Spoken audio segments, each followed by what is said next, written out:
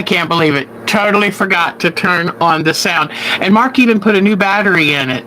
Thank you, Jody. So hello, everybody. I'm so tickled to see Bonnie here, which means she's seeing better. Thank goodness. Bonnie, I tell you what, we have felt so badly for you because you have gone months being virtually blind.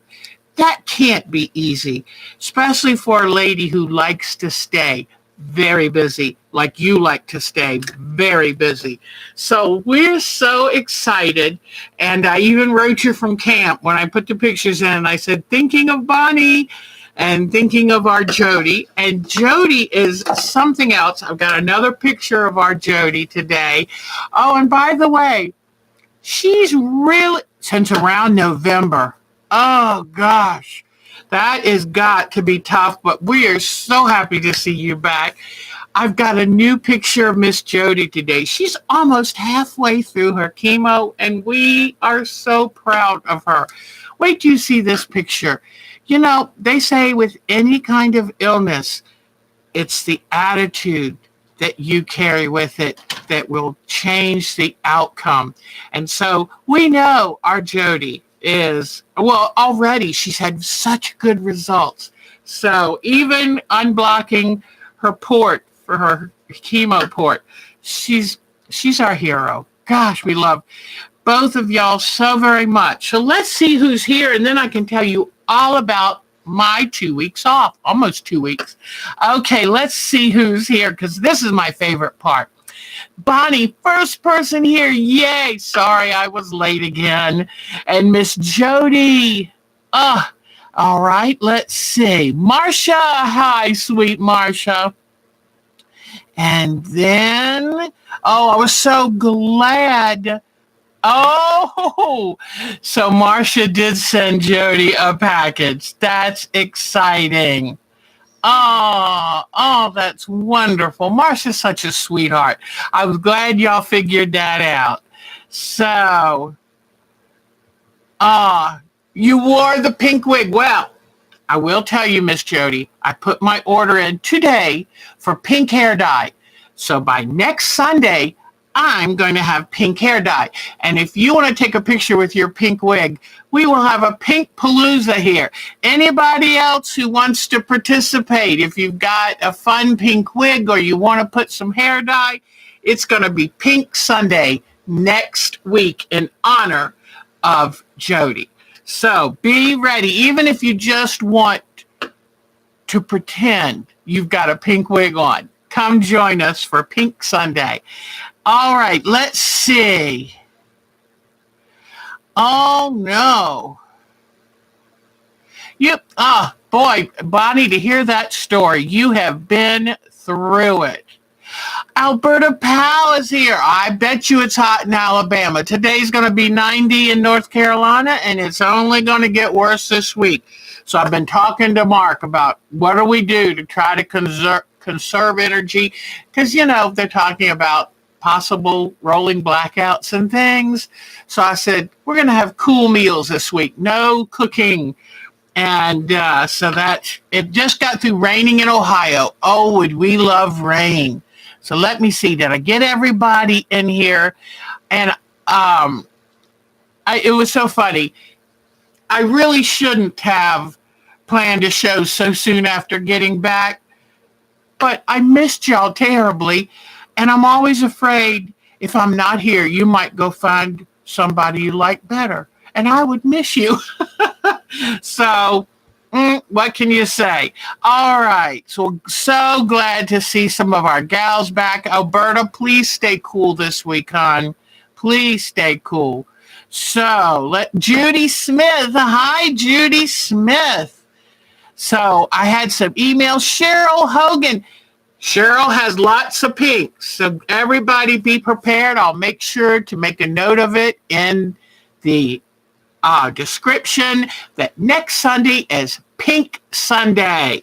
I can't wait. Cheryl Hogan sent the most lovely package. Everybody has been so wonderful, and we think that every bit of love and thoughts and prayers we can put out there works. But all I know is we have our body back. We have Jody still here. We're so happy. We're so happy. Okay, so I missed y'all terribly. We didn't leave here until I think Tuesday. And we got down there and the RV worked perfectly. I couldn't have been more happy. It drove down there beautifully. It drove home beautifully. We had a couple 90-degree days the first part of the trip. The air conditioning kept us so comfortable. And I know that's not camping, is it? But hey, I like it. And, Mark had done a major repair on the refrigerator in it where he turned it from an LP gas unit, which had frazzled on us, to a fully electric, as if it's a home unit. To any of you who've been camping before, we took ice cream with us, and it stayed frozen the whole time. Oh my gosh, if you had told me 10 years ago I'd be able to take ice cream camping, I would have said, are you crazy? And ice cream used to be the big treat to go get, because you only got it if you could get to the little store and buy it.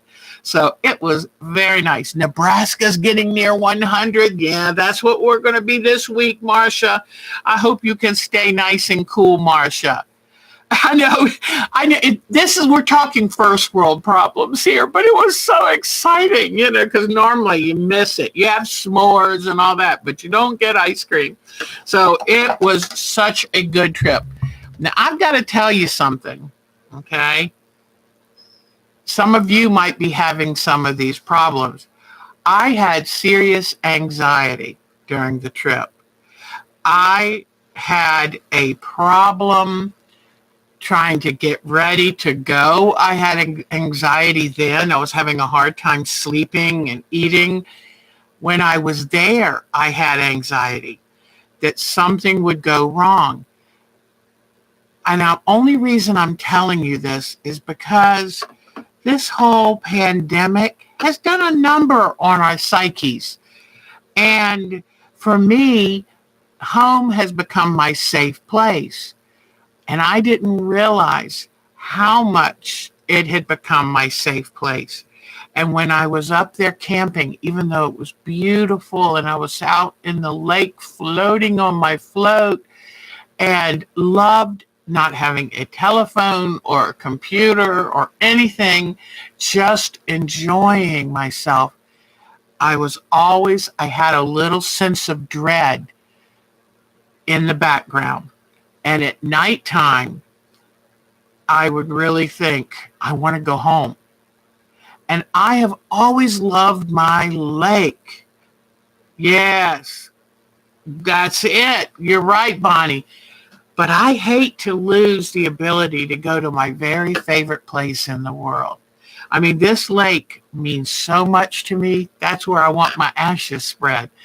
So this has been a part of my life since I was a little thing, camping on the same lake. But what I did is I remembered the good advice I had from my counselor, which is, if you've had a rough background growing up like I did, anxiety becomes an issue. And she said, just tell yourself it's okay to feel those anxious feelings. It's not going to hurt you. And just tell yourself it's okay. You don't have to fix it.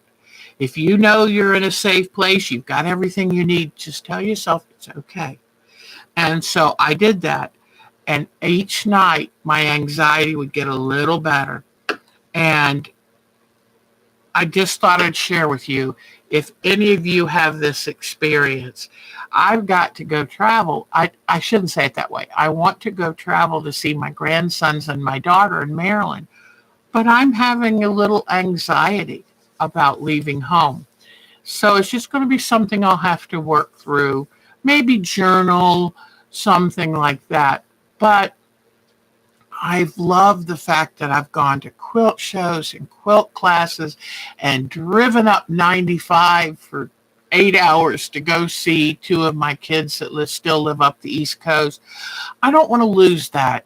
And so I'm just going to have to work just gently, slowly expand my travel.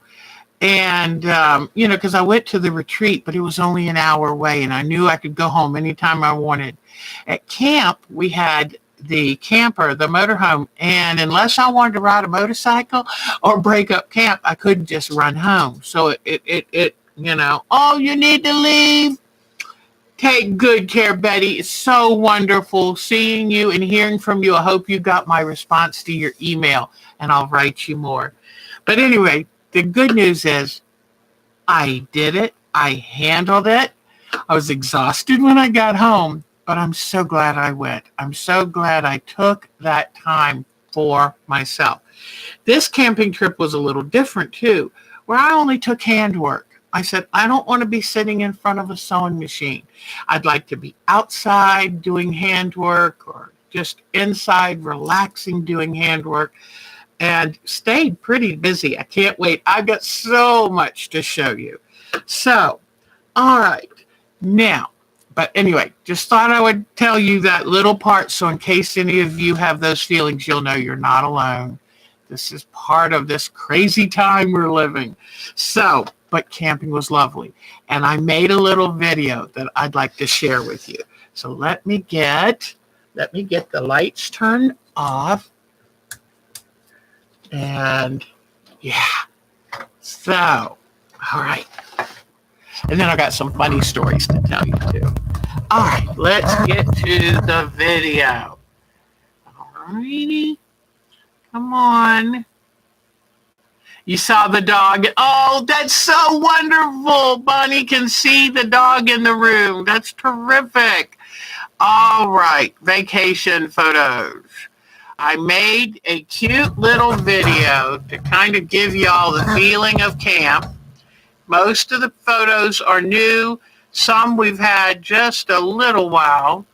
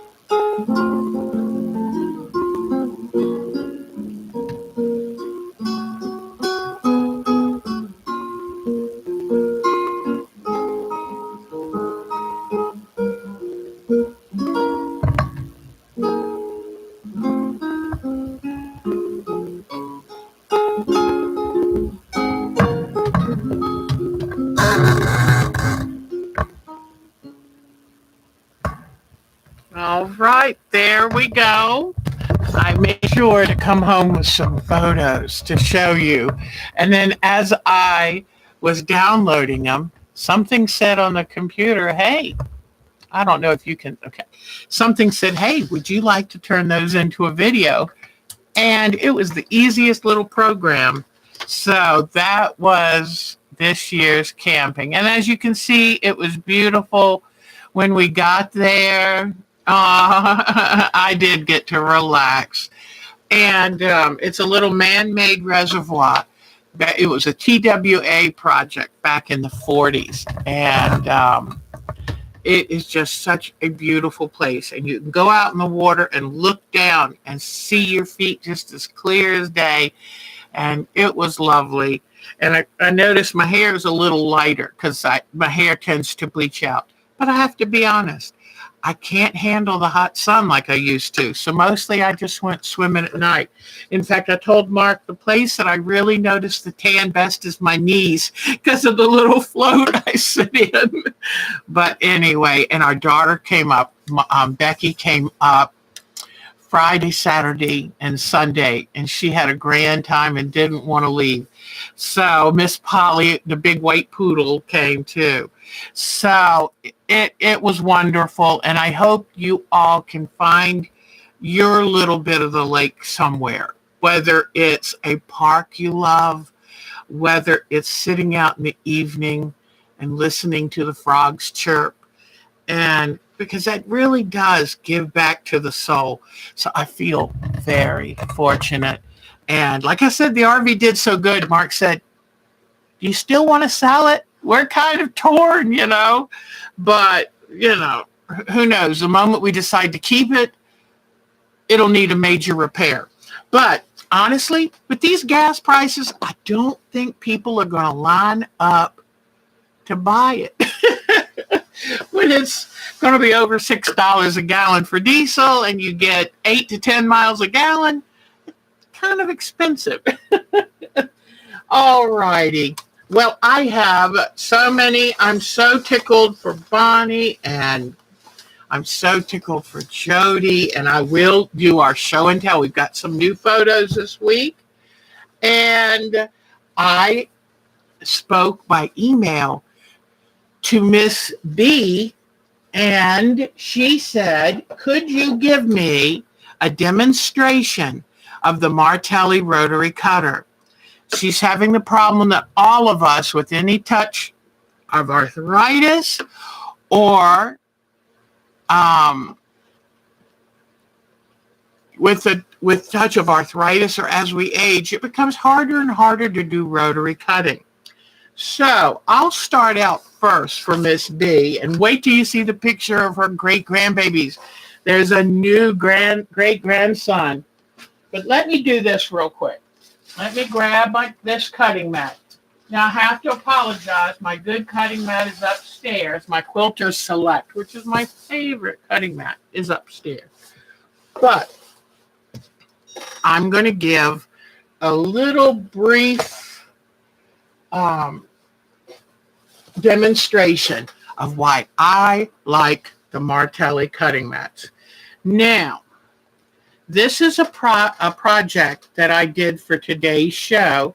I did it last night, and I'll explain more to it. But I do need to cut this. So I thought, kill two birds with one stone. I don't want to kill birds today. Let's just knock two things off the list at the same time. All right, now I'm going to set up my cutting mat, and I want to be able to get long, straight cuts. Okay, so let me turn the light on over here, see how it does. Whoops. Come on, light. Okay. So this fabric, I will show you more in detail, but I took the jacquard paints, mixed it with a little bit of textile medium, and then let me move this out of the way and this out of the way so I have the room. All right. So I don't want to cut my new ironing pad, and I have my ruler handy, and this is Creative Grids non-slip ruler. All right, I'm going to cut off the very outside edge because it was either torn or it could be the selvage. All right, this, I'm left-handed, as you know. So the left-handed Martellis are blue-handled. The right-hand Martellis are black-handled. And here is the blade, and it's got a little slot that you put it in. This is the safety guard. But I want you to notice it's very sturdy. I can't imagine you could break this. The thing I like about this is I have lower back pain. So standing up to do cutting is painful for me. So I like to be able to cut sitting down. This Martelli cutter allows me to do that. And mainly I got it because before my carpal tunnel surgery, I had a terrible time. Hi, Michelle. I had a terrible time. Speaking of carpal tunnel surgery, Michelle took me to have the surgery, that dear heart. But this is very ergonomic.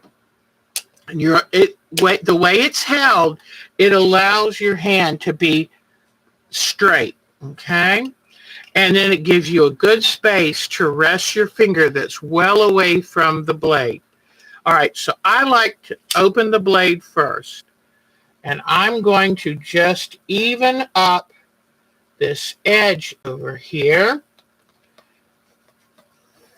But I want you to notice how stable the cutter is. When you're using a cutter from back here, you have no leverage on it. It looks like I do need to put a new blade in it, but let me go ahead and pull this off, okay? Now, I'm going to cut these pieces about 2.5 inches. So I'm just going to line up my ruler. Now, I normally love the June Taylor slotted rulers, but for this one, I want to use a regular long ruler because I need to make the decision on how to cut it. Now, right now, this cutting mat is not on the table, but even with that, do you see how easy it is? And I don't have to push so hard because the weight of my hand and arm is helping me do the work. When you do a cutter where you have to hold back here, it doesn't give you leverage over the blade, okay? Isn't it wonderful to see Bonnie, Michelle? Oh, we've missed her terribly. And just so you know, on behalf of all of us, I sent her a necklace I made that had a charm on it that said loved, because we know how much love Bonnie has sent to us over the years, and we want to make sure to send that much right back to her. All right, I'll make one more cut, but I just wanted to give you a chance to see why, for me, this Martelli cutter. Now, they're not, you can find them priced between $20 and $25, which is not cheap for a cutter. But when you look at how thick the material, how sturdy it is, we did have one problem where these little screws, the blade runs right against the screw, and it kind of wore over. I use it so much.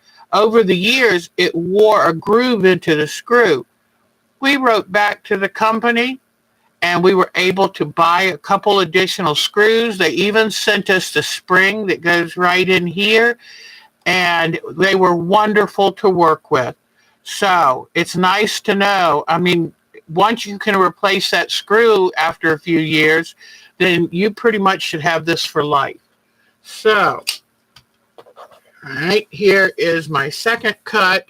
And like I said, I'm using an old mat, which means it has lots of grooves in it, and this is not a new blade. So, but anyway, here are the cuts, and I will show you what we're going to do with these in just a little bit.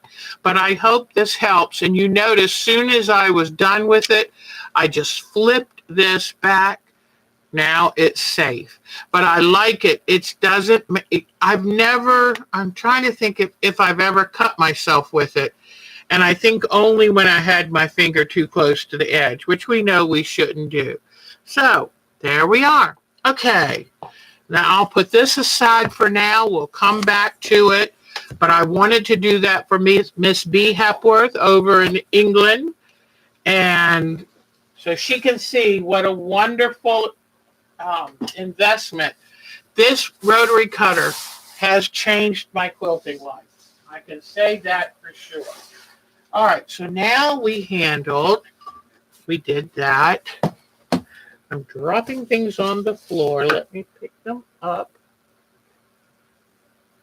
But, okay. So now we did that.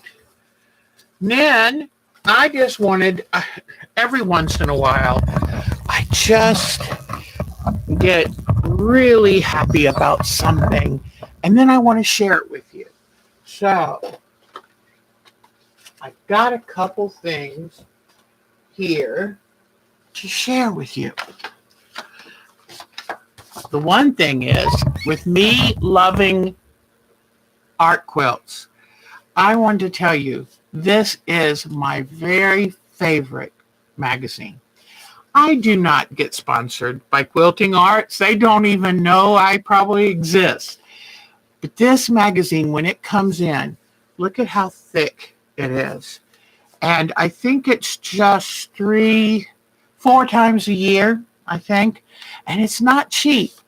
I just got a card in mine because it can be $47 a year unless you look for a sale or a special. One of the things you might want to do if you don't have Quilting Arts yet, go sign up at their website, quiltingarts.com, and maybe they'll send you, as a little enticement, they'll send you discounts. I always look for discounts on magazines. And the nicest thing, too, is they also sell a compilation video of their shows and magazines for like $39.95, and that's good because you can watch them over and over and over. Hi, Miss Mary. Oh, this is the best, and there's so many articles. And I was hoping I had another card in it, but I think I found a card that said for like you could get 2 years for $72. So that works out to $36 a year, better than the $47. I know it's expensive, but it costs money to do magazines nowadays. And this is top of the line. So I highly recommend it. Now, if you only love traditional quilting, then maybe this is not for you. But if you're interested in any way in art quilting, embellishing, hand embroidery, oh my gosh, just look at these things. Wonderful in-depth articles. Well, look at this one even. That's a quilt. So there are so many things it teaches you how to do. Oh, look at this. Oh my goodness.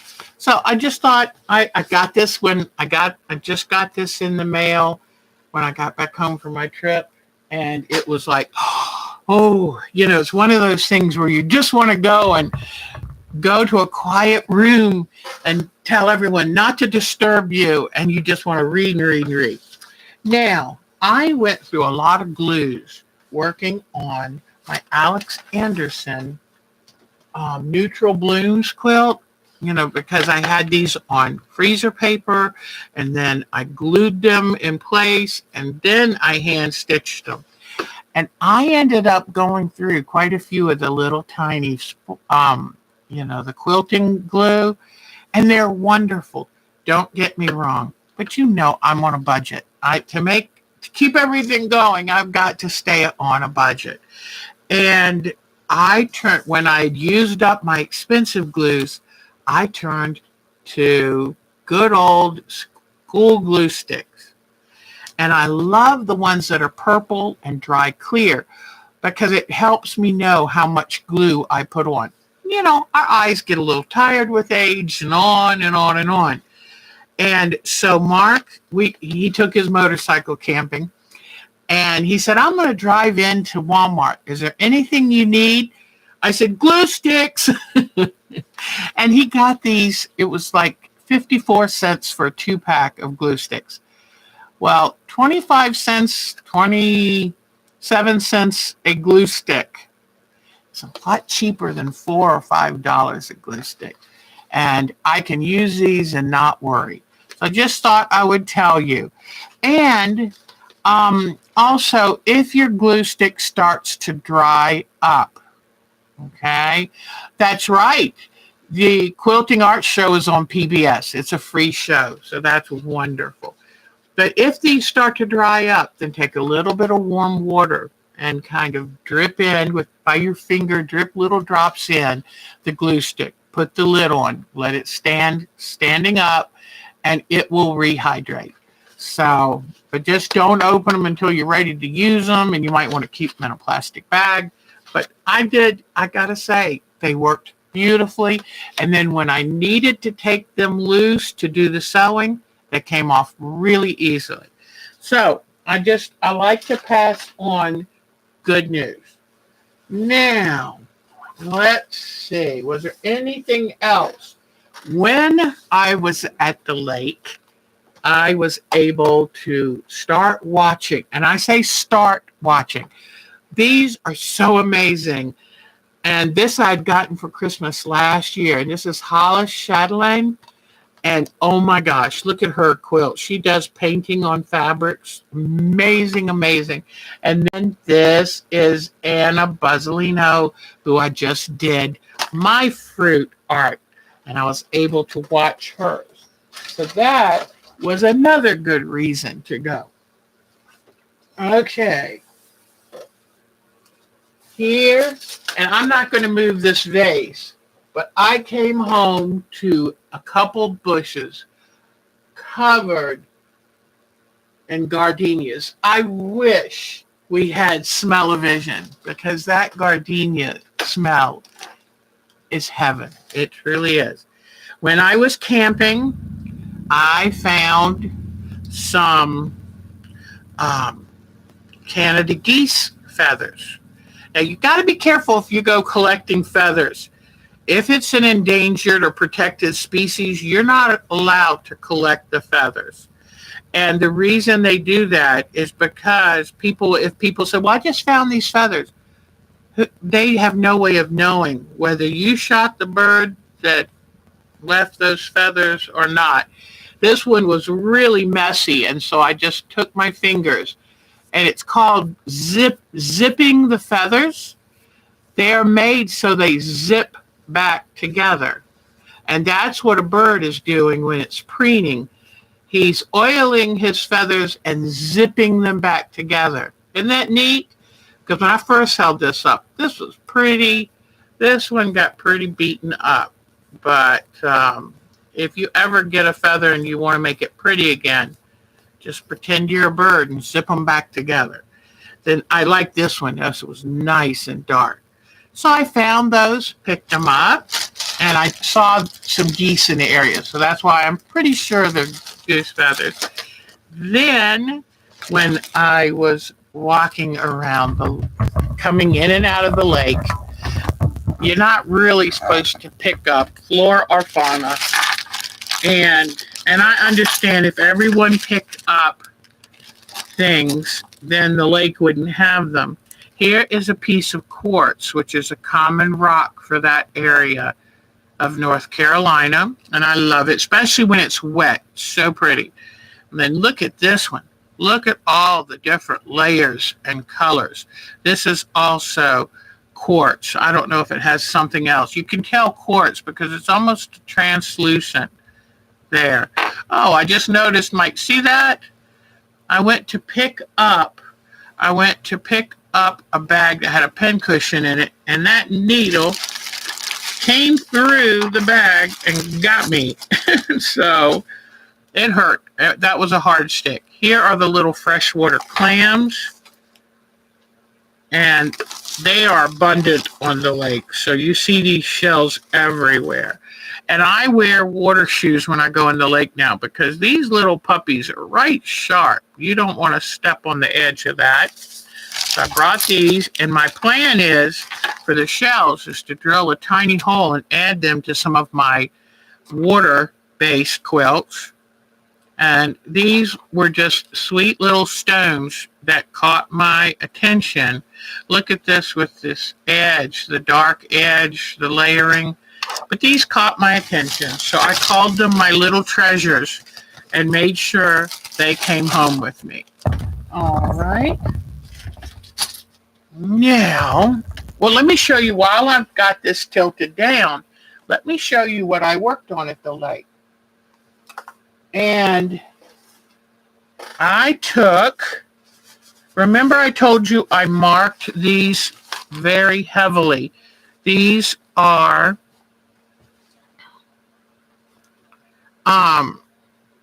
whoops, let me turn it around this way. There are 3 of these center in the Neutral Blooms quilt. This is one of these. Okay, and so you notice the flowers are different than the outside border flowers. The stem is a straight piece. And so I took this and finished it. Did it all by hand, because that's just how I wanted to do it. They've had the paper all removed from behind. They need a good pressing, because I didn't take an iron with me. But this got used, and you can see registration points so I could line them up. Well, then there was a problem. I got my bag of all my Neutral Blooms, Alex Anderson's Neutral Blooms components. Couldn't find the other 2 cloth, the little cloth strips that I had marked. Oh my gosh. So I still don't know where they are. I've got more fabric, so I know I can make more. But oh man, this makes me very sad. So I don't know where they are. They're around somewhere. Things have been a little chaotic around here.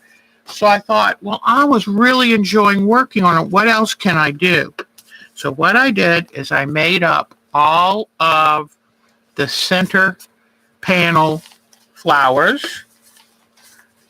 And I took extra with me because I knew when I cut that I would be short. So I worked on the extras I took with me. So here are 14 more of these, because I need 7 for each strip in the quilt. Now, I first glued them together. Then I came in with my silk thread and I stitched all around here. So now they are stuck together. Okay? So those I got all done. So that was fun. I could just lay back, relax, and do my little, using my silk thread. You barely can you maybe barely see where the stitches are? And so these are all done. Now I just pick up one, put it on, and sew as soon as I find that inner border. So then I took all of these. These are for the outside border, and I needed quite a few. I'm trying to think of how much, maybe 70 or something of these. And so what I did is I just started putting these together, gluing them, okay? And you'll notice they're a little floppy.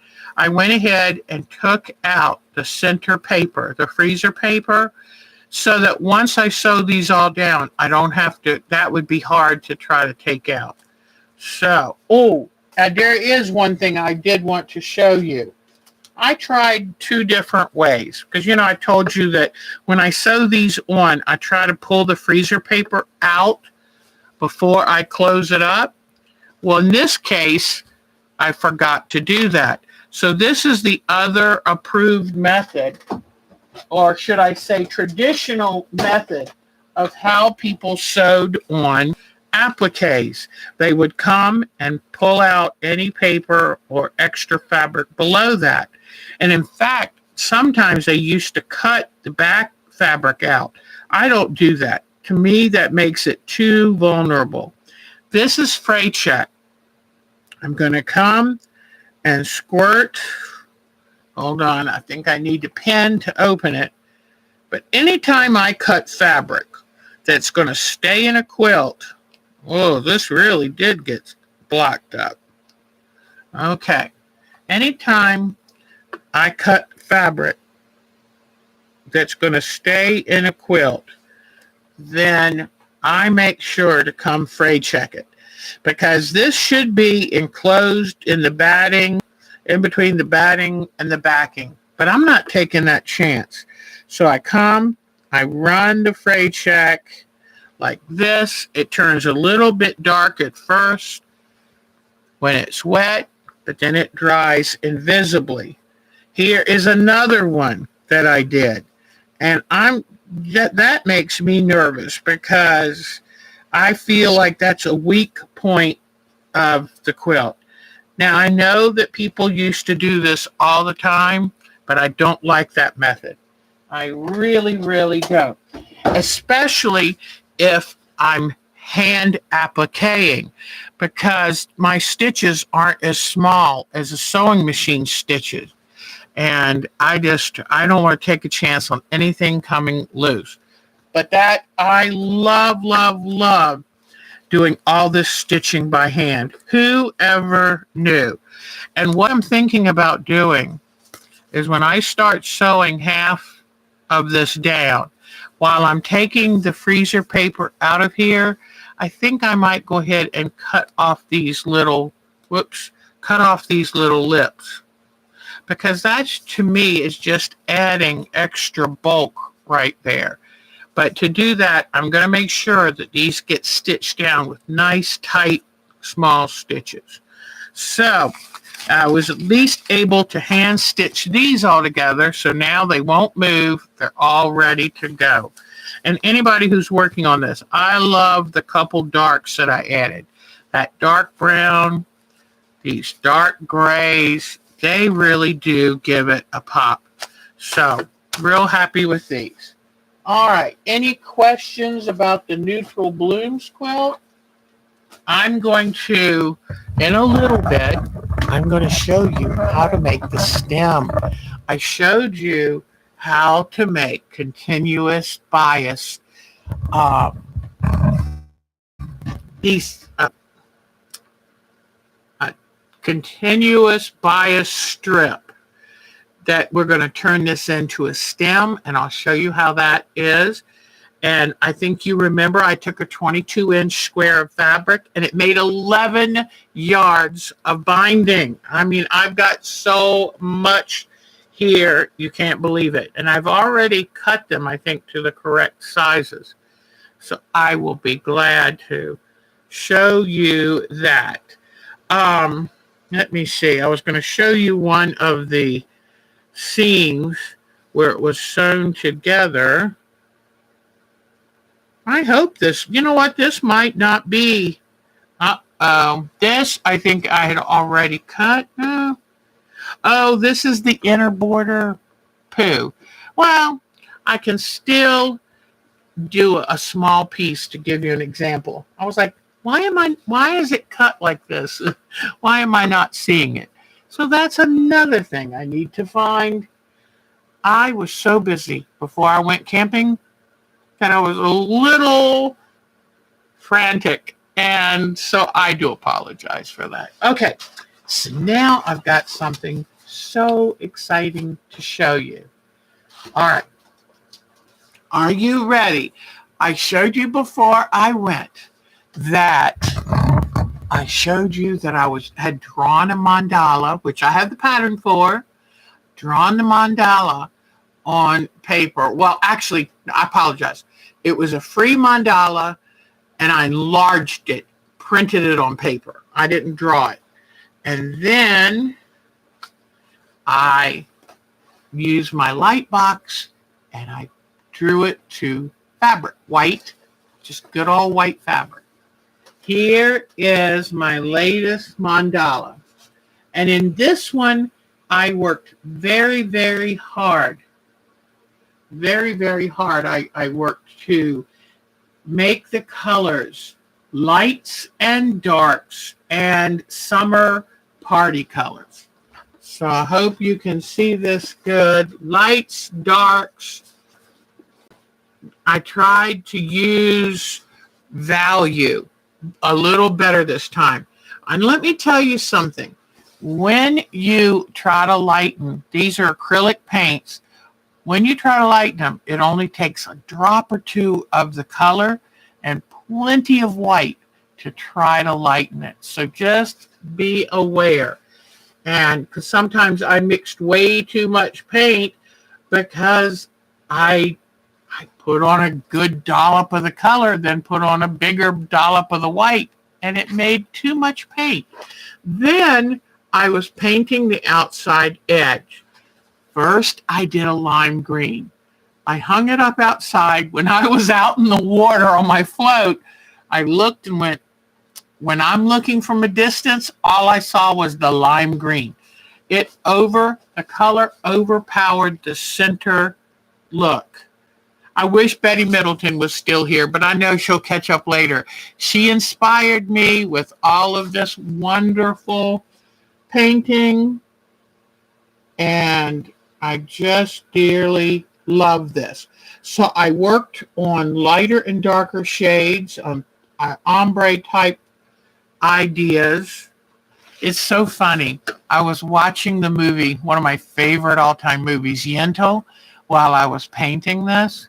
Yeah, we have 3 TVs in the camper, but I'm sorry.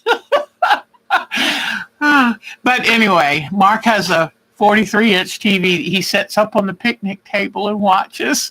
And but I was watching Yentl, so now when I look at it, I think of Mandy Patinkin. Boy, was he gorgeous.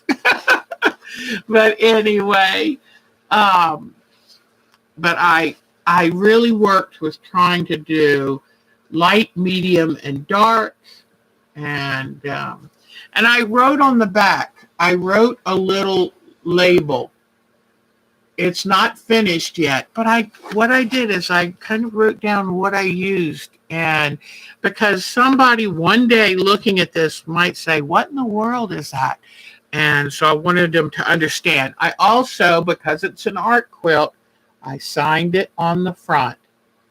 So there were several different colors I had to go over again because I didn't like what I first did, and I just kept changing it until I was happy. So let me tell you about the border. So I knew that the lime green was too bright. I mean, the lime green was this bright, and it just overwhelmed the design. But I had to paint the background because, of course, when you're doing this, you get little drips and drops, and white just with all that color just didn't seem festive enough. So what I ended up doing is this is kind of stiff because it's got 3 coats on it. So don't you love Barbara Streisand? Oh, the music, the sounds in that. Kaz is here. Hey, Kaz. How are you, sweetie? Let me see something real quick. Okay, there we go. Whoops. I don't know what happened, but it says that Marcia might have deleted some of Kaz's comments, but I know it wasn't on purpose. So I'm going along and undeleting them. But her hand must have hit something, or the computer just stacked it up. Because Marcia's the sweetest, kindest lady, and I know she wouldn't mean to hurt anyone. But then what I ended up doing is I finally got a light enough shade, and then it kind of looked hospital-like. You know, that kind of greeny, pale greeny that hospitals used to be painted? And I didn't want it to remind people of hospitals. So then I took and I started layering color. And I layered a pale blue, a pale purple, and finally a pale yellow. And guess what? I kind of marbled it. It looks, or blotched it. What do you call this? Pounced it or whatever. But anyway, it worked. And I really like it. And now the background has some depth. Carol, hi, sweetheart. So I'm really happy with it. I think I put it on the long arm to do the quilting before I started painting it. Much easier that way. doing this on a domestic and turning all the different corners and stuff because, you know, some of these areas are very heavily quilted. You see? And so that worked really well. It only took a few hours instead of a week. Now, what I'm going to do to it after this stage, I'll show you. I just went upstairs and grabbed some of my quilting threads. And this is this is the decision. Let me turn this light off because it makes everything look yellow. But this is how I decide. I looked at this while I was camping and tried to decide, that's so neat. So I tried to decide, do I do I want to do a compact enough pattern so that, see right now, this is puffy because it hasn't been quilted and it's got all the paint on it. So I was trying to decide how I'm going to quilt this. Do I have to do it? Marcia, sweetie, it just said that Kaz's comments were, maybe Carol can figure it out. And I don't think you did it today. I think it happened last time. But somehow her comments are being moderated. So I don't know enough of how to use it. So maybe Carol can help. Whoops, hold on. Oh, no. You know what? I might have just done something to it. So, oh, my goodness. Oh, it says they were deleted. Is there any way to undelete them? And poor Marcia's just got... So, I don't... See, I'm no good at this kind of thing. That's why I love my moderators, because they can, they know stuff I don't know. So, okay, if you notice something you said gets deleted, just bring that to our attention, because it was a total mistake. I might have done it. Who knows? But anyway, okay. So I know that I want to do a dense quilting. The more I look at it, I think I'm going to do an echo edge quilting, because this edge is so pretty to me. But I'm going to make it no more than 1/4 of an inch apart. So, oh yeah, wouldn't that be something? Oh, she can't undo it. Not sure if I can. Okay. So it's the program might be acting up, but don't worry. If you said something that accidentally got squashed, just say it again, because we love everything you say. And Marcia's so sweet. I know that she didn't do anything on purpose. That's for sure. So, and I could have just done it when I was looking to see how to fix it. All right. So this is how. So I'm going to do an echo stitch, which just means I'm going to follow 1/4 of an inch, follow as sharply as I can, so that it really is a nice echo all the way out. So I'll do 1/4 of an inch, then I'll come back. After I go all the way around, then I'll come back, move the needle over another 1/4 of an inch, do it all over again. Do it and do it and do it until I get to the outside of it. Now, I was thinking, what color am I going to use to quilt this? This is a glide thread. I love this. And, oh, this one might be really good. I'm noticing the green on here, but here is the glide thread, and you notice how it just disappears. So this is looking like the best so far. I brought a nice, this is so fine bobbin thread. It's a nice thin bobbin thread. I brought a yellow thread, but the best way to pick out your color is just to lay them on the fabric. Here is a variegated, so I'll lay that there. And a muted sage, light sage, so I'll put this one here. So, let me see if I can bring you down a little closer to see this.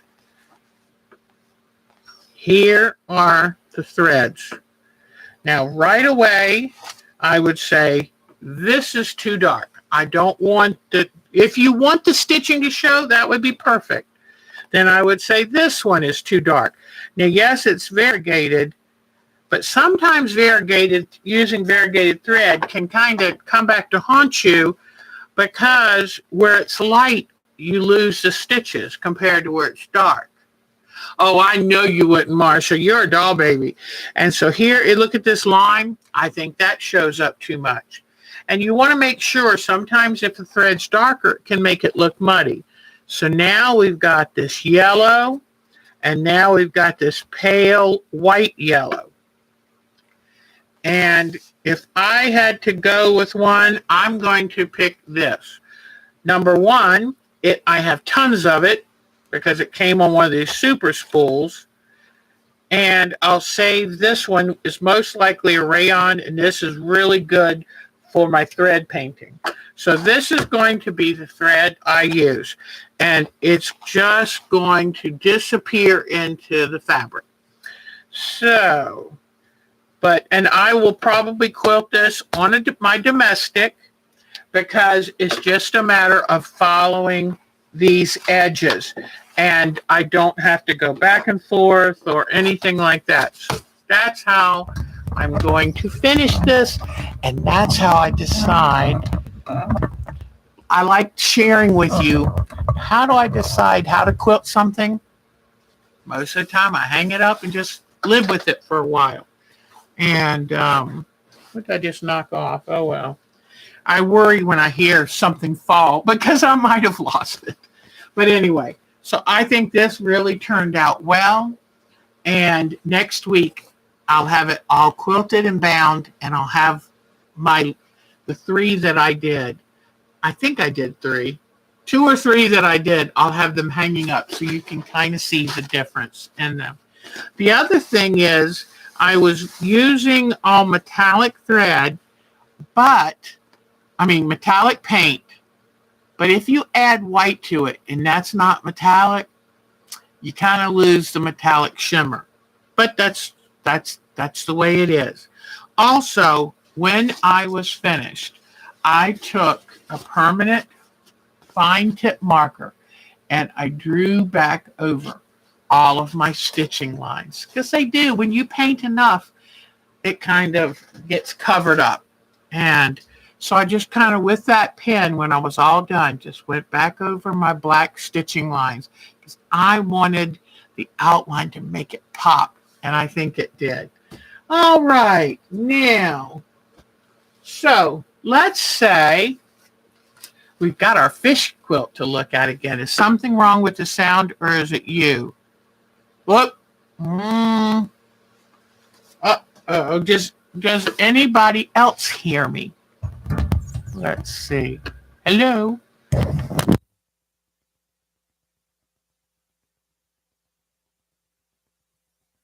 There we go. I hope nothing wrong there. Okay. Oh, Alberta, I'm sorry. I hate when something goes wrong like that. All right. So let's pretend that this is not the inner border, but is the bias trim for the stem of neutral blooms. And so I'm going to show you how do I turn this strip into a stem. Oh, good. Thank you, sweetheart. So how do I turn this into a stem for applique? All right. So I've cut the right width that I wanted to give me a 3/8 inch stem. All right. So I fold it wrong sides together, and then I iron it. Just kind of run the iron down. Now, this to me is pretty straightforward, but if you wanted to, you could take big safety pins and pin them to the board and run the strip under the space in the safety pin and have 2 of them. And once you have put this through and this is tightly down, then as you sew them, it will help you fold them or keep it folded. So I said you need two of them, really just one, but two can sometimes help. But okay, so just show you again, just fold it, wrong sides together, right side out, like this, okay? Now we'll come over to the sewing machine.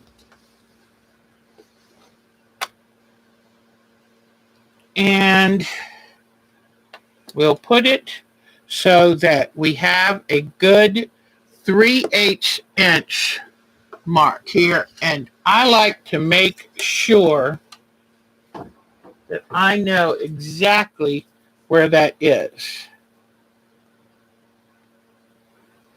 So what I'm going to do, I'm going to take a piece of tape here, and I'm going to measure from the needle.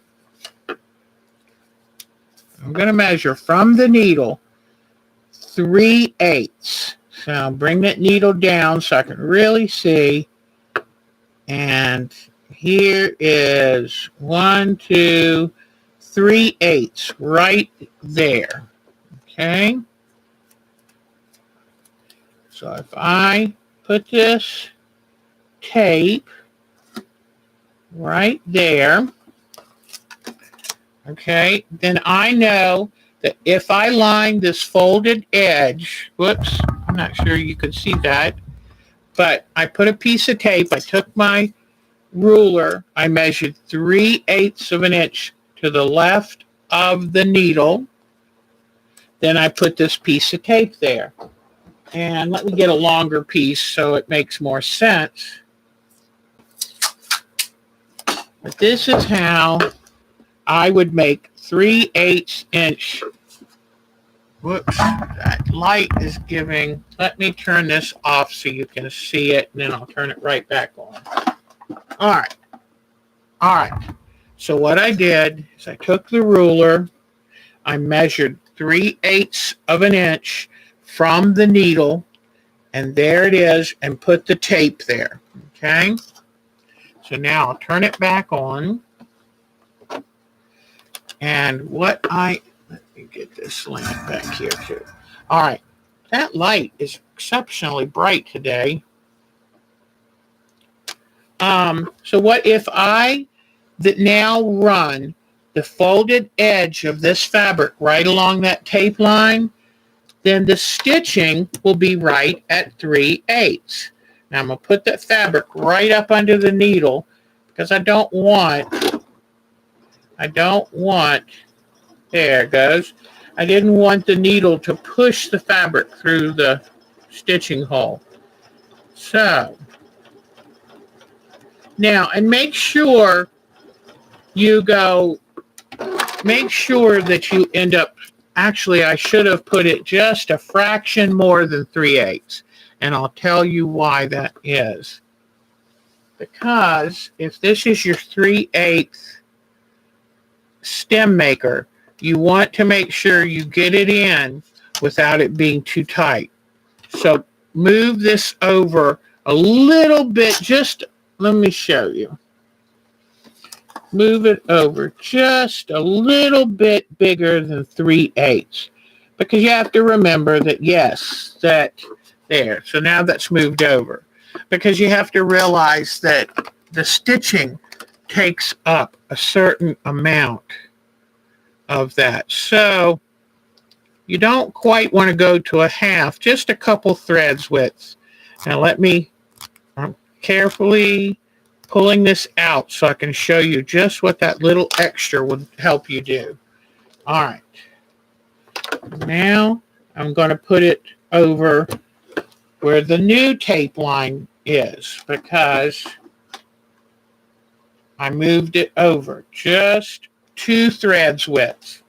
All right, so now I'll turn it back on, and here I go stitching down the new line. All right. Now, this is where these little things come in really handy. These are the nylon no melt little turning bars. They used to have metal ones, but they burned you. So let me grab a little pair of scissors. All right. So then now you've done that just 2 hairs over the 3/8. Now look, see how it slides in so much easier? Okay. Now this is where this little bar comes in handy. You don't have to have these, but it, especially with this, it has these little grabby bits on the bottom. See that? It really makes it easy to then turn the seam to the back. What I would do then, I recommend, is you then take and cut off the excess, okay? Because you don't need all of that. Now, why would they have you put that excess on if you're just going to cut it off? Because you have to have something to grab, hold on to the fabric. If you had this tiny little thing, it would be hard to feed through the sewing machine. So now I've got the seam turned to the middle of the back, and then I'm going to come over here, and the next step, and this is where the no melt nylon bars come in so handy, because I just come here, give it a really good press, then I would take my scissors and cut it pretty close to that stitching line. And that way, then when you take it off, I don't want to trim too much of this because this is supposed to be my inner border. Oh, I don't want to lose. They were already pre-measured. But, so now that I take the bar out and I've trimmed the back, then look at what a perfect little stem you have. After you take the bar out, press it again. At this point, you can even starch them. So, yeah, you can absolutely do a safety pin. The problem I have with something like this, I always had a problem trying to get that safety pin when you want it this narrow. So, am I cutting it open? No.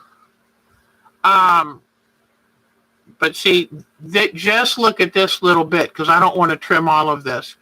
But see how you just trim it off close by, and now you've got a nice, wonderful piece of stem to sew. Oh, that's good. Now, one of the problems, Miss Mary, I have huge hands. So trying to get fussy with finicky little things like that makes me crazy. So this method worked for me. But like Mary says, don't feel like you have to go out and buy the latest thing. A safety pin, hooking it on. What she would do, and you might wonder, what does that mean with the safety pin? Well, what Miss Mary does, and what I used to always do, is you used to iron the right sides together. So see, you have the back showing. Then you stitch it. Then you stick the safety pin and grab a good hunk of fabric, like right here. You just one layer. Don't stitch through both. Don't pin through both layers. And then you kind of push it back in on itself like this, and you start pulling it and pulling it. And what you're doing is you're pulling it back right side out. And then when you get all the way through and pull it out, then you can press it and you're ready to go. So there you go. And I know that one or both of those techniques works beautifully, and you can then have wonderful, wonderful stems. All right. So now we're getting all these things done. We're down to the last few things in show and tell. So hang in there with me if you can. If you can't, just come back and finish it up later. Don't forget to subscribe and click on the like if you enjoyed this. All righty. So, yeah, we're just about ready for show and tell. And then our wonderful fish quilt. Today I'm using a different background color. Yay. All right. So this is, I guess it goes this way.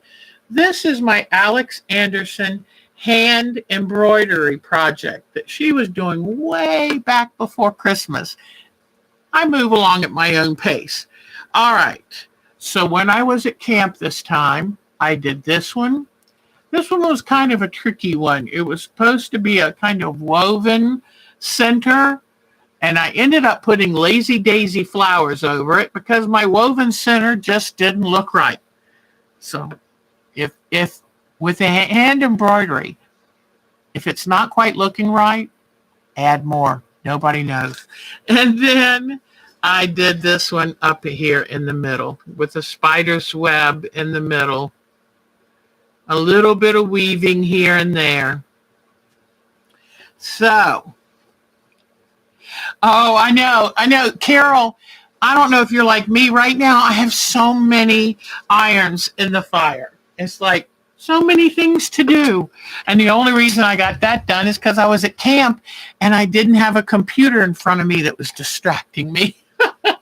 All righty. So, I wanted to show you. This is the sign I hung outside at the campground. Yay. You know me. Love pink flamingos. Love relaxation, party time. So that was a lot of fun. All right. Now, I've done the Alex Anderson. Here is the package of nylon press bars. So I'll put this back away so I don't lose it. Lately, I need to take time to organize my spaces because it's a little crazy. All right. So, we've been working on our fish quilt. I'm just going to show you this. We'll do show and tell, then we'll come back for this. And this is an extension of doing the curve piecing that I haven't quite finished that quilt, and the extension of making the butterfly, which I have free patterns for all of this. So here is, I did curve piecing for the water, which I love. Last week, we did this fish. The first week we did this fish, and I haven't quite worked him out yet, but I will keep trying. This time, I'm doing it, the fish for today, I'm doing it a little differently. So, after we do show and tell, make sure you come back, and I will show you what I've got for him. Oh, I almost forgot. We also have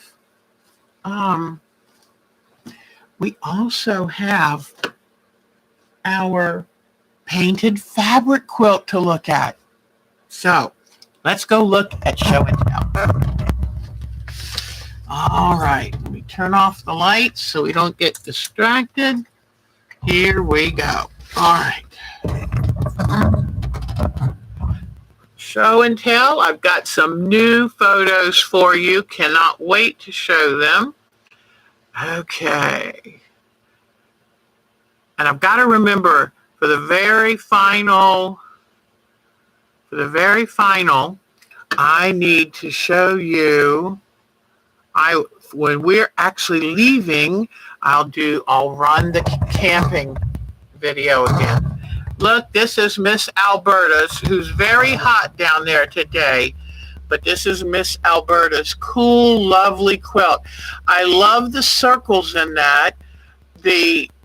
Just the color and the movement kind of gives you a cool lake feeling effect. Very, very nice, Miss Alberta. All right. Let's see. Miss B, I can't wait to show you. I don't know if we've ever seen Miss B in her picture. So here I got to see her. She's much younger looking than I was expecting. Good job, Miss B.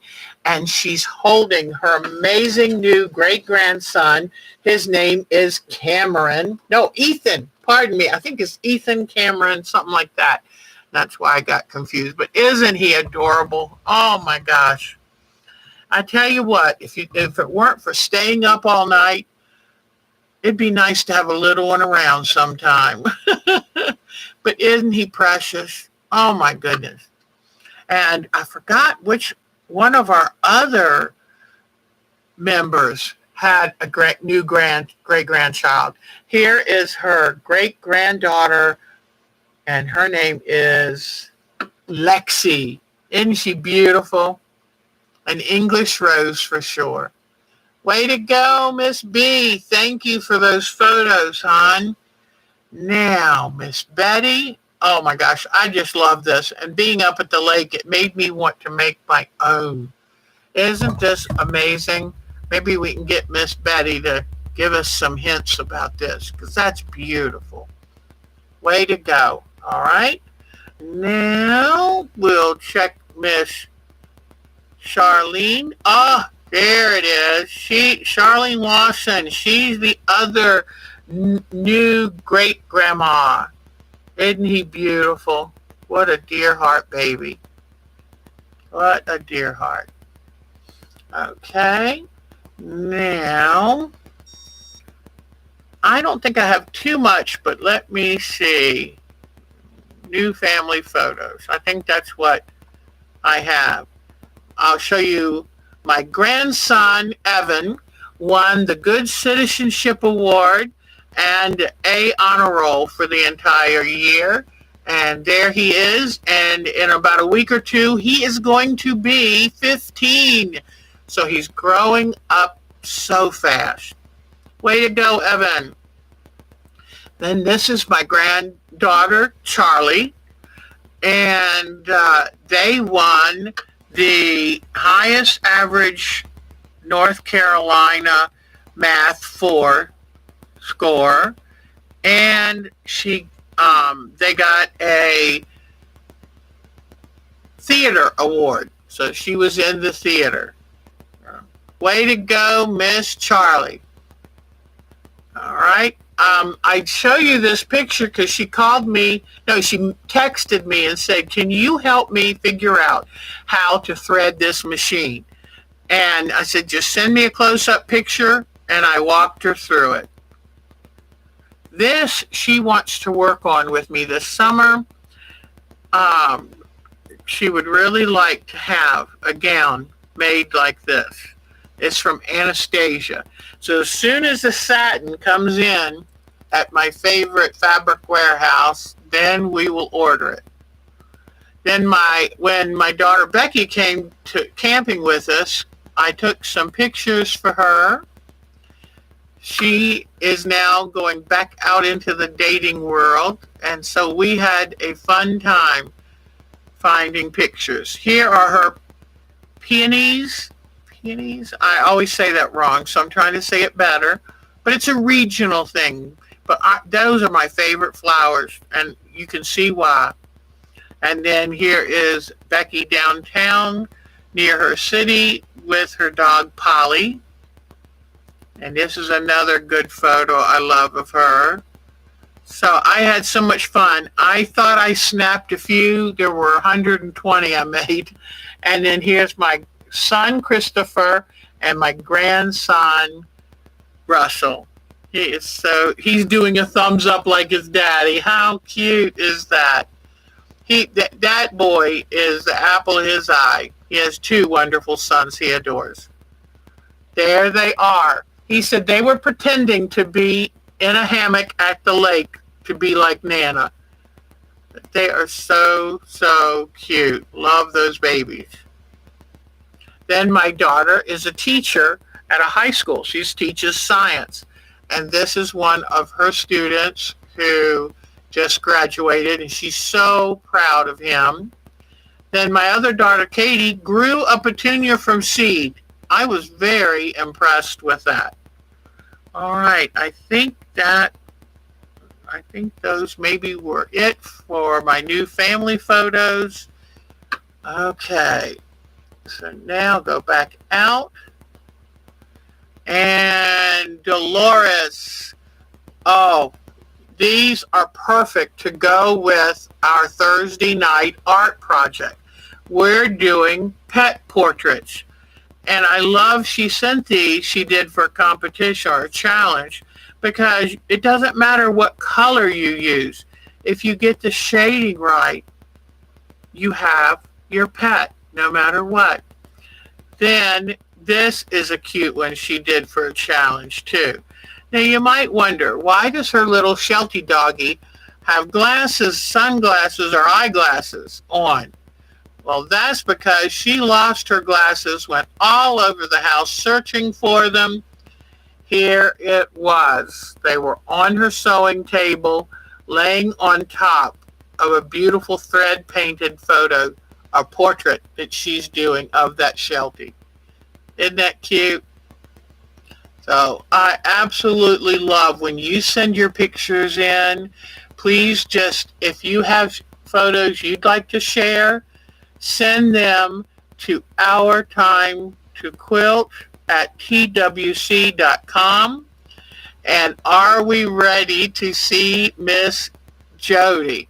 Oh, she looks so good. Isn't she something? She had just finished her Series 5 treatment. So proud of her. There she was after number 2. Here is a beautiful cross block she's working on. She takes this with her when she goes to get her treatment. She's doing the Quilt Show's block of the month, and it is extraordinary. This is the quilt we sent to her. Quite a few you sent in wonderful blocks. Okay. Now, let's see who is next. Miss Kathy Boyd. She sent some new ones. But doesn't Jody look just as beautiful as ever? She is amazing. Okay. So here is a block she's working on. And that, it's a good thing she lays them out, because I can see myself getting very confused with a block that complicated. Way to go. And then this is so cute. Her daughter did the cross stitch saying, and then she painted the background to go with it. And that's a lovely collaboration. It's wonderful to get to work on a project with some member of your family.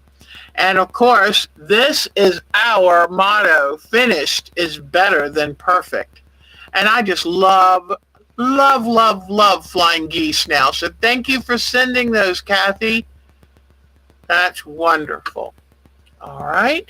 Now, Kathy Klein. Oh, I said I was going to have to take this out of the lineup, but it's so pretty, and she won a first place ribbon, and how can you take that out? I know this is the last time, so enjoy it. It's her Edita Sitar pattern. Love it. Beautiful, beautiful. Okay, Kim. Oh, yes. Kim did such a good job with her Merry Mayhem project. I love that block. And then this, her friend did the Merry Mayhem, and look at how beautiful that is. Way to go, Pam. All right, now let's see. Linda, yep, Linda did have something beautiful. She had this hand. Linda is the queen of hand embellishment. Is that just gorgeous? She's such a talented person. Just little bits and pieces, but with her creativity, they're works of art. Okay. Let's see what Miss Mary. Oh, yes. I just show you. I love this parrot tulip. Isn't that exquisite? Beautiful, beautiful. That would be a fun project to work on. I think I would take little tiny snippets on the edge of that flower to show. And this is a prayer shawl she is Miss Marsha's working on. Beautiful crochet. Beautiful. And then Miss Melanie. Let's see. Oh, these are such cute. Miss Melanie is very talented, busy lady. And she really makes some cute things. I love this table runner. With all the crazy piecing. It's just wonderful. I love patterns right now that you can use up scraps with.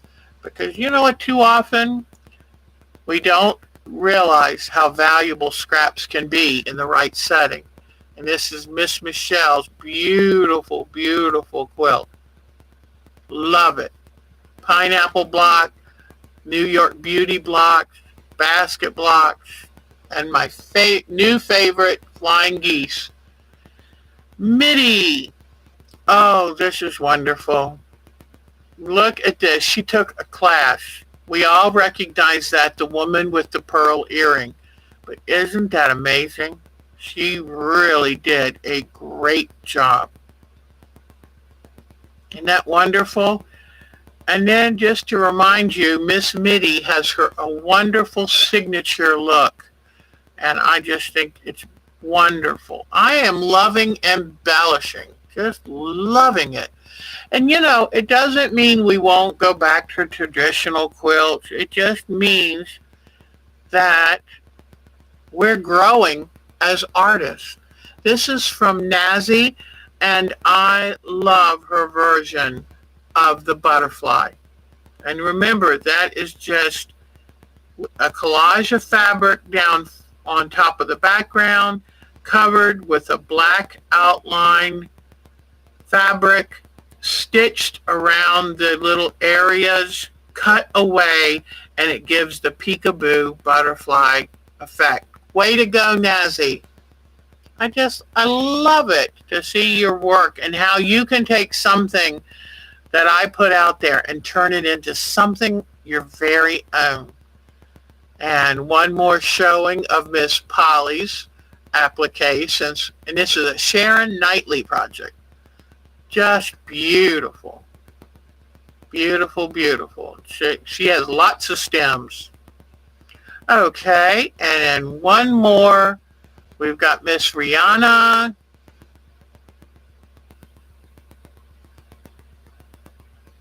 Come on, Rihanna. Oh, yes. This is one of our new members. I knew Carol would love this wonderful dragon quilt. Good job. And then look at the backing she made for that quilt. Is that just perfect or what? Beautiful. And look at this gorgeous Lone Star. Isn't that pretty? And that was her first ever quilt. Oh my gosh, I think we'll see some amazing things out of Miss Rihanna. Just beautiful. Can you imagine doing that for your first quilt? Oh my goodness. All right, so that was our show and tell. And I'll tell you again, too, that if you would like to have a special picture from your life or family or your amazing work, please just send them to OurTimeToQuilt at twc.com, and we will be happy to share your work with everyone. All righty.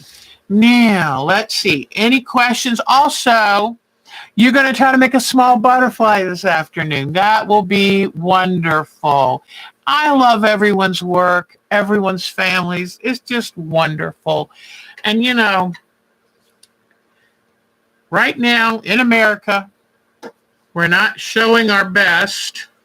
I try not to bring much of this up anymore because we come here for joy and peace and creativity. But we do have members who are outside the United States.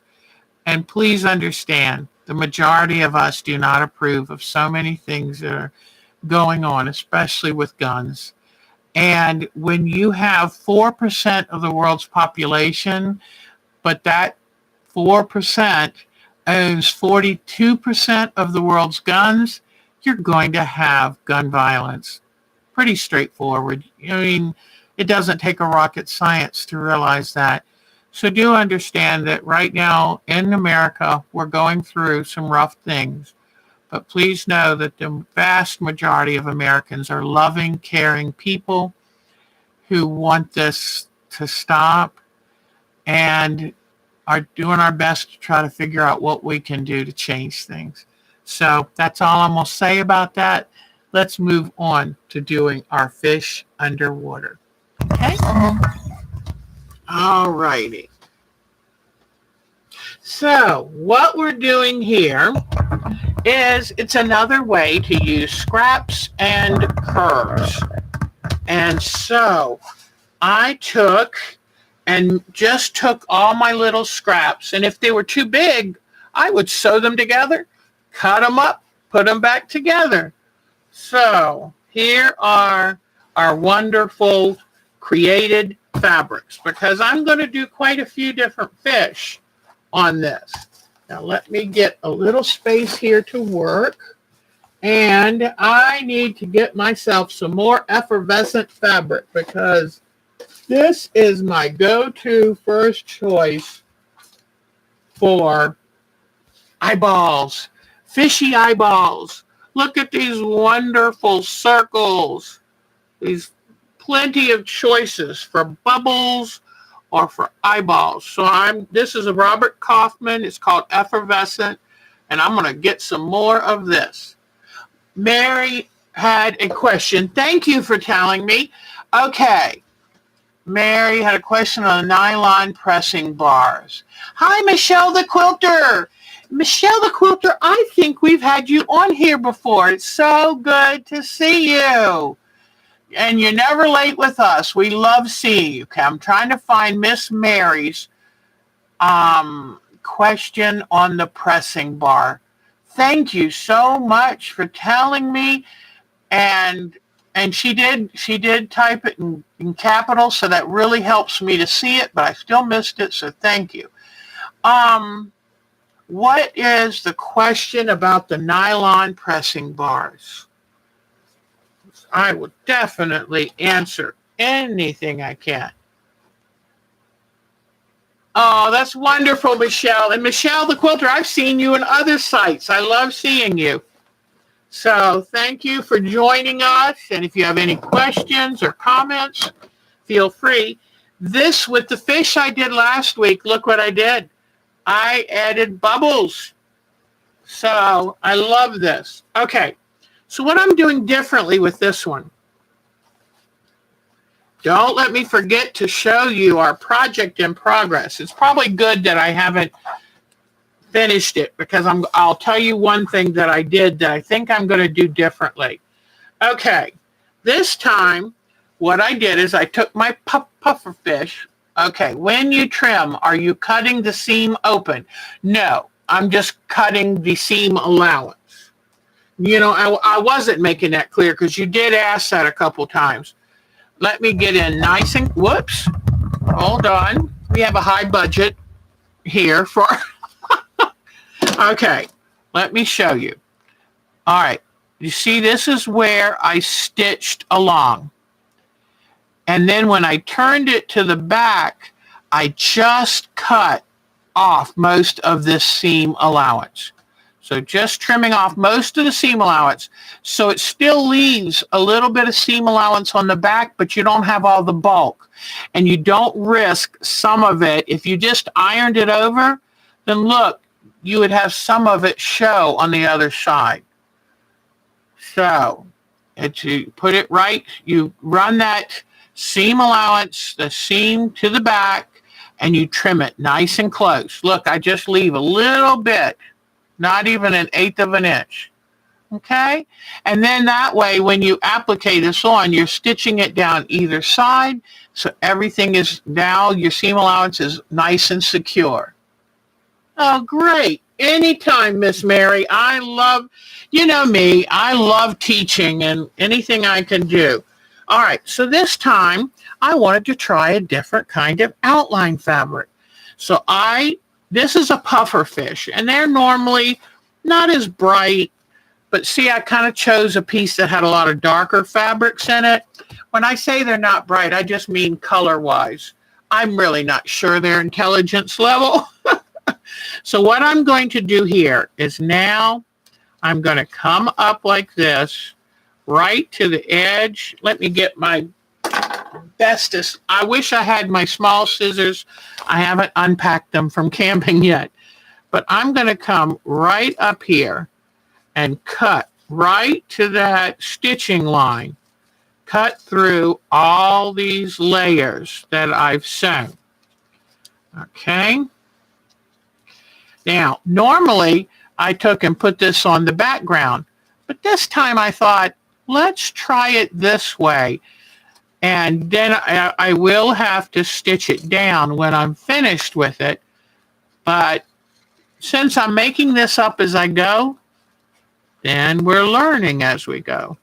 All right, so let me quickly I always worry when I do things that take time like this that y'all might be yawning and thinking, okay, this is boring. But I do want you to, I know that I have to show enough so that when you're later on, you're doing it yourself, you're thinking, what did she do with that? Now, this is the one thing I don't like about this is I would come back before I sewed this down and cut away some of this back so that when you do sew it down, the bright underneath doesn't show. With all of the seam allowances that are going on, sometimes it can look sloppy sticking out past the background.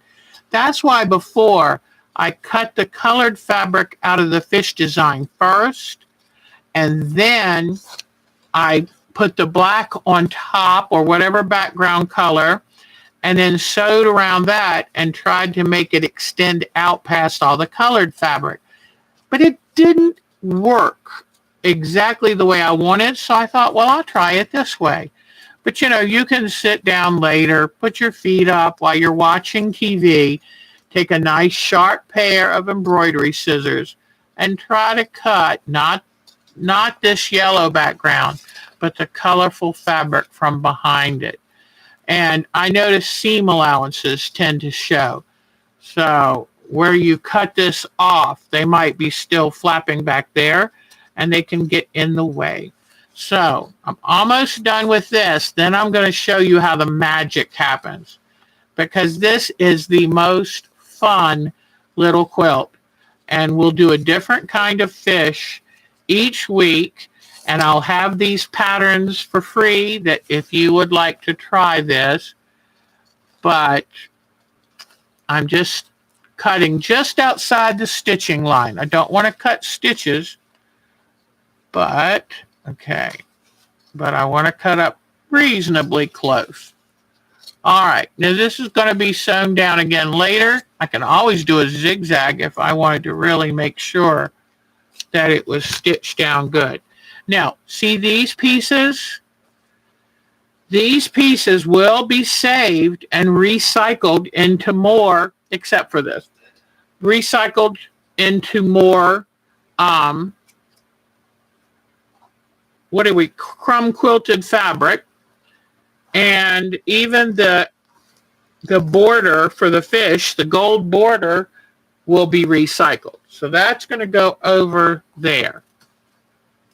Now what we're going to do is, you know what, I think I'm going to try to cut this all at once. And let me tell you why. Because if I peel off the paper first, it's just hard to remember what I'm supposed to be doing. So what I'm going to do right now is I'm going to cut off this excess gold, because the star of the show is all of your crumb piecing. Okay, so I'm coming in and I'm going to carefully cut around right up to the stitching lines where I know this gold piece is supposed to be removed. And I do have better scissors, but like I say, I haven't unpacked everything from camp yet. So, alrighty. So I keep going around here. And look what happens when you start cutting off the outline fabric. Then it's like when the Wizard of Oz all of a sudden turns into color when Dorothy lands in the land of Oz. So this is always my exciting point, and this is my third fish, and I still get just as excited. So, and what I did around the outside is did a double stitching line so that you know that the outline fabric will be nice and secure. You can try just doing a single one if you want, but I wanted to make sure that I can cut right up to that sewing edge, and I have that second seam line just to kind of back me up. Okay, so you see what's happening now? This is what's so exciting for me. So I'll come around and finish this up.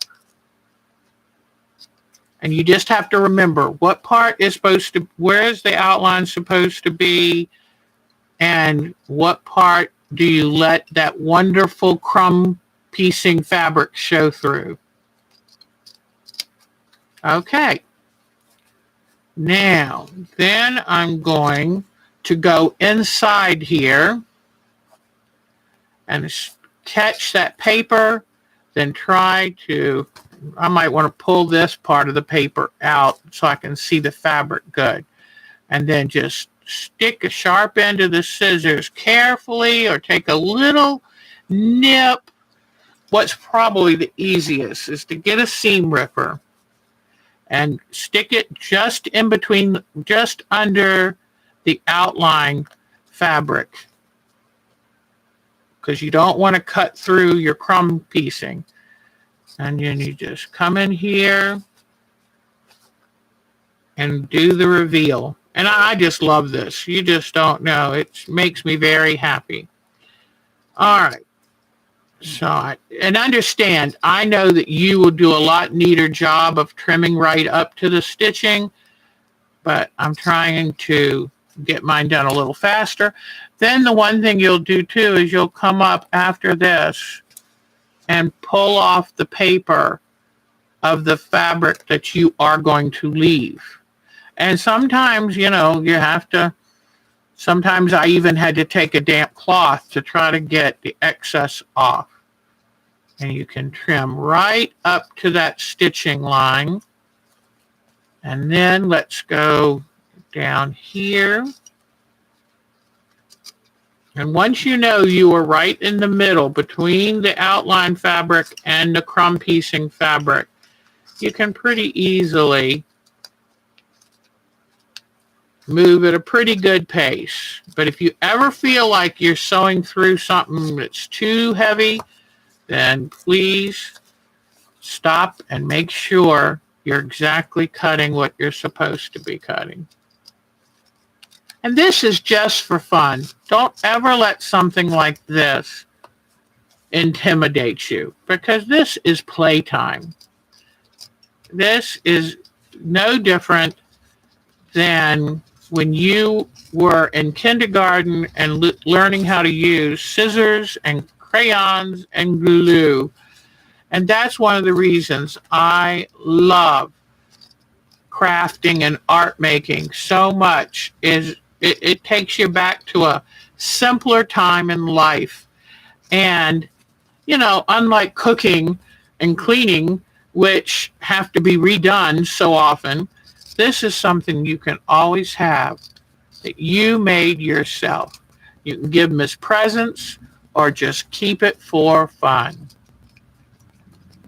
But this will be my new favorite summer decorative quilt or decorative quilt. So, and then you just peel off this paper. Let me get my seam ripper.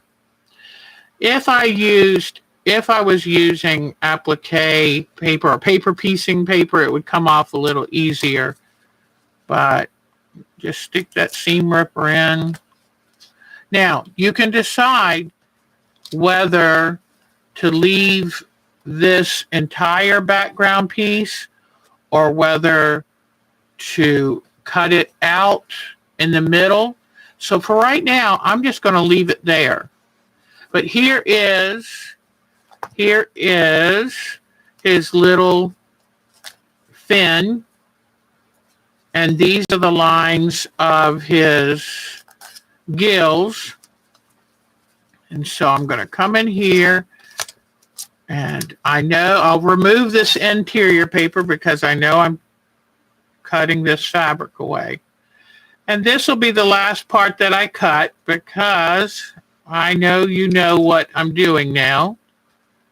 And I want to show you what will end up being next week's project. I saw it on Quilting Arts, and I will make sure by next week I have the woman's name who was doing the demonstration of this. And it's very exciting. All right, so just cut this last bit.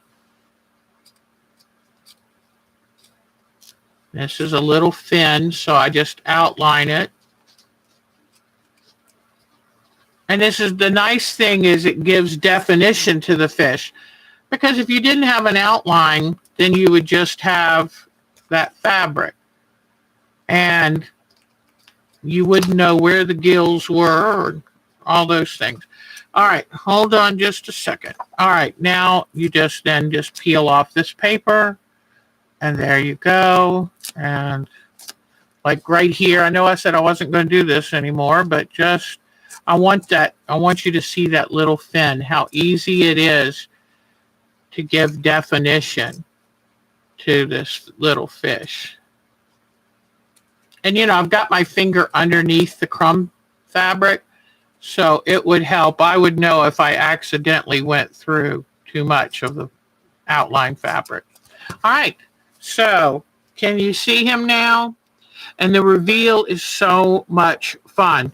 So I would continue cutting all this, making sure all the paper's removed. If the fabric wants to fray too much, you might need to cut it a little closer to the stitching line. And then you can always use some fray check that I used earlier. And that'll keep all of it from fraying.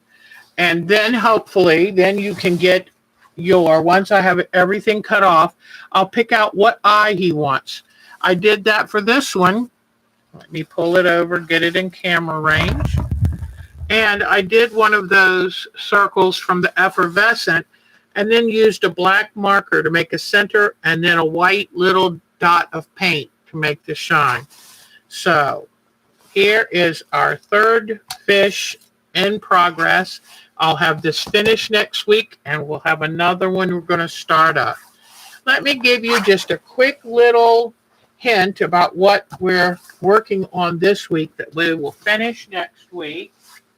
Let me grab the things I need. All right. So, what I'm doing now, this wonderful woman who did this on Quilting Arts, I'll find her name next week and what show number so you can try to find this. What she did is she had a protective sheet laid down. And then, and see the painting I already did is on this side. And it's dry now, so I'm turning it over. Then she had a piece of white fabric that's well ironed. And then she had it taped down.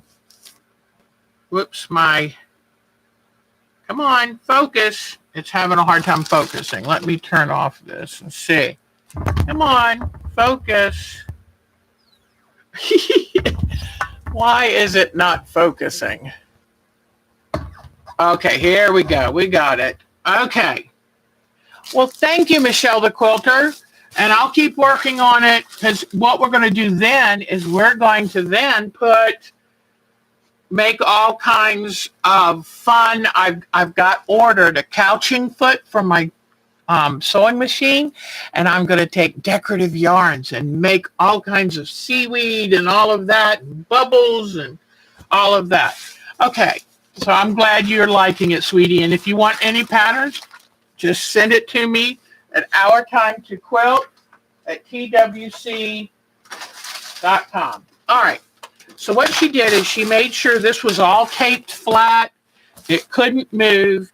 Now, she had a fabric paint that was very thick. It sat, you know, like the paints we used in school. So I'm not sure what paint she used.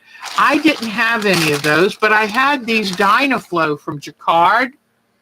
And so I used that, and I made a puddle of the textile medium. Then I would pour this out. The only problem is her colors were more bold and bright and clear. And I'll show you. This is what I ended up making. And you can tell, because it sank into the fabric, it's not as bold. So I'm going to look further and try to figure out what paint she used. I'm thinking I'm going to go with acrylic paint, because acrylic paint is that much thicker. She said, do not get your fabric wet and all of that. Well, I ended up using my atomizer and spraying the fabric, because trying to get it spread on, it didn't want to spread good. So I need to find out what paint was the actual paint she was using. These are just too liquidy to work good. And just to try to get them to spread on, I had to wet the fabric. But then when you wet the fabric, it's just not as bold as what she used. But anyway, so I'm going to use, hi Carol. So I'm going to get my acrylic paints, put some textile medium in them. But she was saying she loved the brush strokes, and she wanted the fabric to sit up on the surface. So I've got to figure out what paint she used.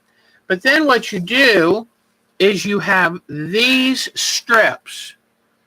You cut these strips into segments, and it's really good if you have 2 or more different colors in each square. So let me do this. All right. Let me show you. This is just to give you a little hint, and let me, okay. So what we're going to do is, once you paint it and it's dried, then you're going to take and lay it here. Let me trim up this. Trim this end. Okay. Whoops, it's not straight. That's why we use rulers. Okay. I'm just going to use this little setup right now. But then I trimmed it 2.5 inches, and it's entirely up to you how big. You might want a 3-inch square or 4-inch square. I just wanted to cut them small enough that I knew I could get at least a couple different colors on this. Okay, so let me cut a few real quick just to show you what we're going to do next, because I just looked at that and thought, that just looks yummy. It reminded me of sherbet ice cream, the kind that has all the different colors and flavors. And it looked so summery. So this is why I wanted to show you this. A few more cuts here. 1, 2.5. Let me see. 2.5. I always have to count. I don't trust myself otherwise. Okay, I'm going to cut just a couple more. If you'll just give me that moment. because then I'm going to show you what we're going to turn around and do with this. So 3.5 equals 2.5. All right. So, you know, even though these colors didn't turn out to be as bold as I wanted them to, they're still right. I love them. It's so funny. Once I cut them into their own size, their own little squares, I fall in love with them. So, okay. Just 2 more cuts and then I'm done.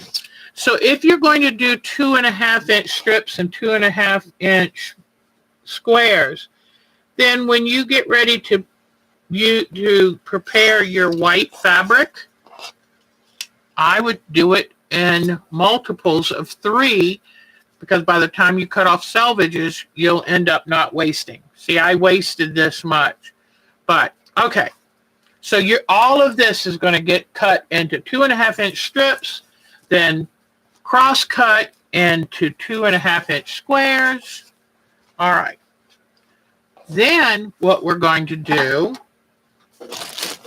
is, let me find, I had some white interfacing and I don't see it right offhand. It's in one of these, here it is, one of these piles. Okay. So what we're going to do, this is so easy. You can use crayons. You can use ink tints.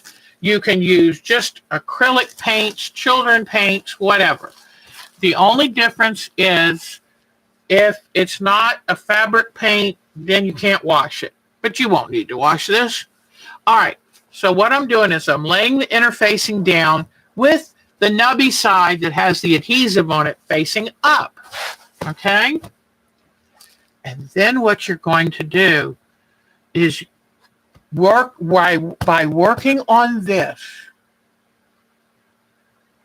Oh, attach a straw to the top of the sewing machine and run the yarn through. Thank you so much. That's a great idea, Michelle the Quilter. I'm so glad you're here. So we're going to lay these out. And what you're going to do is you're going to decide how you want to set them up. So, and try turning them different ways even if you want. It's entirely up to you. But let me see. But just set them up in a way that's going to look pleasing. And you can have them go all the same way or different ways. Just whatever strikes your fancy. And we're going to reassemble them. And I'll show you a picture that she used. I took a picture of her quilt to give me ideas. But we're going to line the blocks back up in whatever order we like, okay? And you'll have a ton of blocks to choose from. We're going to line them up by putting them on top of the fusible interfacing with the fusible side facing up. Then when you get it just the way you want, cut off the excess fusible so you don't gum up your iron. But just then you can iron the pieces in shape. That way it'll keep the pattern that you want. And I think this is going to be a whole lot of fun. And figuring out how we're going to set everything up. Because you can see this is the way they were cut. So you can start to, but we're going to mix them up. And see, we could have a light area with dark edges. But then you can press it onto here once it's just the way you want. And then you've seen the interfacings where you have a strip of them and you just take and you fold it right sides together and stitch the row. So that's what we're going to work on. So this will be next week alongside our wonderful, colorful fish. This is just a fun, easy, this is your kindergarten project, right? So color, cutting, painting, it's all good. All right. Whew. So I think that's today. can you tell that I missed you? Because my mind was just going and going and going, trying to think of all the things that I saw when I was away by watching quilting arts and different things, all the things I saw and thought about and thought, oh, I want to show them this. So there's a lot to come back to next week. All right, any other questions? I love Michelle the Quilter said, if you use a heavy yarn to couch, attach a straw to the top of your sewing machine and run the yarn through it so it behaves. Isn't that brilliant?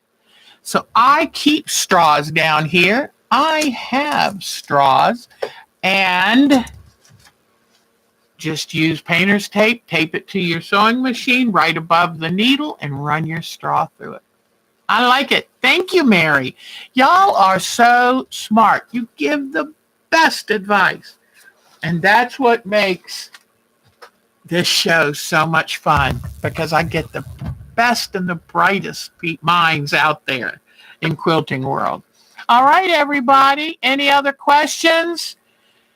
If there are no other questions, then I'll get ready to say goodbye.